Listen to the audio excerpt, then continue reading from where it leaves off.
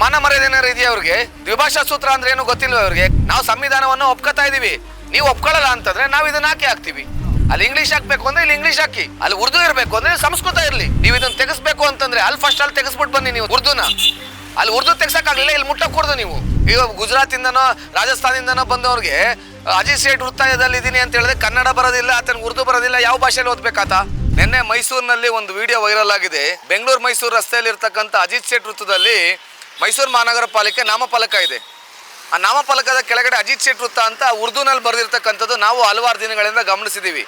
ಕನ್ನಡ ಚಳುವಳಿಗಾರರು ಹೋಗ್ಬಿಟ್ಟು ಅದಕ್ಕೆ ಮಸಿ ಬಳಿಯುವಂಥ ಕೆಲಸಗಳನ್ನ ಮಾಡೋದು. ಕಾರಣ ಇಷ್ಟೇ, ನಮ್ಮ ದೇಶದ ಕಾನೂನಿನಲ್ಲಿ ಭಾಷಾ ಅಧಿನಿಯಮ, ಕೇಂದ್ರ ಸರ್ಕಾರದ ಸಂಸ್ಥೆಗಳಲ್ಲಿ ತ್ರಿಭಾಷಾ ಸೂತ್ರ, ಕನ್ನಡ, ಹಿಂದಿ, ಇಂಗ್ಲೀಷು. ಬೇರೆ ಜಿಲ್ಲೆಗಳಲ್ಲಿ ಬೇರೆ ರಾಜ್ಯಗಳಲ್ಲಿ ಆ ಭಾಷೆ ಅಗ್ರಸ್ಥಾನದಲ್ಲಿ, ನಂತರ ಹಿಂದಿ, ಇಂಗ್ಲೀಷು. ರಾಜ್ಯ ಸರ್ಕಾರದ ಸಂಸ್ಥೆಗಳಲ್ಲಿ ಕನ್ನಡ, ಇಂಗ್ಲೀಷ್ ಇರಬೇಕು, ಕನ್ನಡ ಅಗ್ರಸ್ಥಾನದಲ್ಲಿ ಇರಬೇಕು ಭಾಷಾ ಅಧಿನಿಯಮದ ಪ್ರಕಾರ, ಸುತ್ತೋಲೆಗಳ ಪ್ರಕಾರ, ಸಕ್ಷಮ ಪ್ರಾಧಿಕಾರದ ಪ್ರಕಾರ. ಆದರೆ ಅಲ್ಲಿರ್ತಕ್ಕಂಥದ್ದು ಕನ್ನಡದ ಕೆಳಗಡೆ ಇಂಗ್ಲೀಷ್ ಇಲ್ಲ, ಉರ್ದು ಇದೆ. ಅದನ್ನು ಮಸಿ ಬಳಿಯಕ್ಕೆ ಹೋಯ್ತು ಅಂದರೆ ಠಾಣೆಗಳಲ್ಲಿ ಗೊತ್ತಿಲ್ಲ, ಚೀಫ್ ಸೆಕ್ರೆಟರಿ ಆದೇಶ ಮಾಡಿರೋದು ದ್ವಿಭಾಷಾ ಸೂತ್ರ ಅಂತ ಠಾಣಾಧಿಕಾರಿಗಳು ಗೊತ್ತಿಲ್ವಾ? ಸಕ್ಷಮ ಪ್ರಾಧಿಕಾರದಲ್ಲಿ ಮನವಿ ಕೊಡಿ ಅಂತ ಹೇಳ್ತಾರಲ್ಲ, ಅವ್ರು ಮಾಡಿರೋದು ಸರಿ ಇಲ್ಲ ಅಂತಂದರೆ ಅವ್ರ ಮೇಲೆ ಕೇಸ್ ಹಾಕಿ. ಮಾಡಿರೋದು ಸರಿ ಇದೆ ಅಲ್ವಾ? ಅವ್ರಿಗೆ ನೀವು ಇದನ್ನು ಮಾಡ್ಬಿಟ್ಟು ವಾರ್ನ್ ಮಾಡ್ಬಿಟ್ಟು ಕಳಿಸ್ತಿರಲ್ಲ ನೀವು ಠಾಣಾಧಿಕಾರಿಗಳು. ಲಾ ಆ್ಯಂಡ್ ಆರ್ಡರ್ ಮೇಂಟೈನ್ ಮಾಡೋರಿಗೆ ಅಷ್ಟು ಕನಿಷ್ಠ ಕಾಮನ್ ಸೆನ್ಸ್ ಇಲ್ವಾ? ಚೀಫ್ ಸೆಕ್ರೆಟರಿ ಆದೇಶ ಹೊರಡಿಸಿರೋದು ನಿಮಗೆ ಪರಿಜ್ಞಾನ ಇಲ್ವಾ ನಿಮಗೆ ಲಾ ಆ್ಯಂಡ್ ಆರ್ಡರ್ಗೆ? ಇವತ್ತು ನೋಡಿ, ರಾಜ್ಯ ಸರ್ಕಾರದ ಆದೇಶಗಳ ಪ್ರಕಾರ ಅವರು ಒಪ್ಕೋತಾ ಇಲ್ಲ, ಅವರು ಇಂಗ್ಲೀಷನ್ನು ಹಾಕೋದಕ್ಕೆ ಕೆಳಗಡೆ. ಈಗ ಗುಜರಾತಿಂದನೋ ರಾಜಸ್ಥಾನದಿಂದನೋ ಬಂದವ್ರಿಗೆ ಅಜಿತ್ ಸೇಠ್ ವೃತ್ತಾಯದಲ್ಲಿ ಇದ್ದೀನಿ ಅಂತ ಹೇಳಿದ್ರೆ ಕನ್ನಡ ಬರೋದಿಲ್ಲ, ಆತನಿಗೆ ಉರ್ದು ಬರೋದಿಲ್ಲ, ಯಾವ ಭಾಷೆಯಲ್ಲಿ ಓದಬೇಕಾತ? ಯಾವ ಭಾಷೆಯಲ್ಲಿ ಓದೋಕ್ಕಾಗೋದಿಲ್ಲ. ಯಾರಿಗೂ ಅಡ್ರೆಸ್ ಹೇಳಬೇಕು, ಇನ್ನೇನು ಮಾಡಬೇಕು ಅಂದರೆ ಕಕ್ಕಾಬಕ್ಕಿಯಾಗಿ ನಿಂತ್ಕೋಬೇಕಾತ?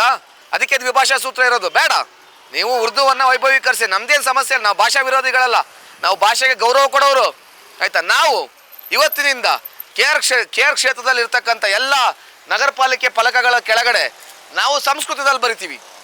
ಸಂಸ್ಕೃತ ನಮ್ಮ ಮೂಲ ಭಾಷೆ, ಸಂಸ್ಕೃತ ಮೈಸೂರಿನ ಸೊಗಡು.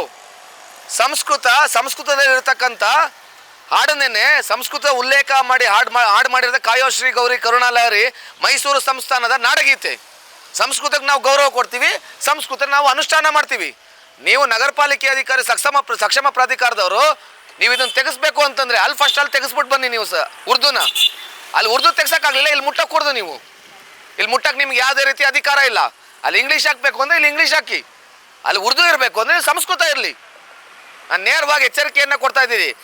ನೀವು ಸಂವಿಧಾನವನ್ನು ಒಪ್ಕೊಳ್ಳಲ್ಲ ಅಂತಂದರೆ ಅದು ನಿಮಗೆ ಬಿಟ್ಟಿದ್ದು. ನಾವು ಸಂವಿಧಾನವನ್ನು ಒಪ್ಕೋತಾ ಇದ್ದೀವಿ, ನೀವು ಒಪ್ಕೊಳ್ಳಲ್ಲ ಅಂತಂದರೆ ನಾವು ಇದನ್ನು ಹಾಕ್ತೀವಿ. ಮೈಸೂರು ಮಹಾನಗರ ಪಾಲಿಕೆಯವ್ರು ಏನು ಮಾಡ್ತಿದ್ದಾರೆ?